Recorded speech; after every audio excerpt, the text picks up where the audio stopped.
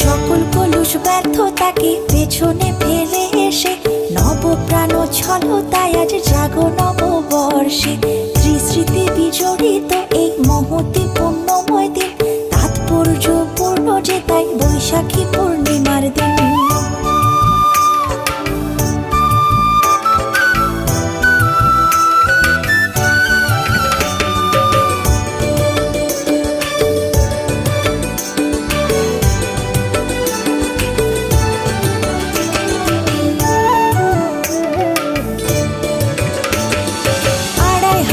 বছর আগে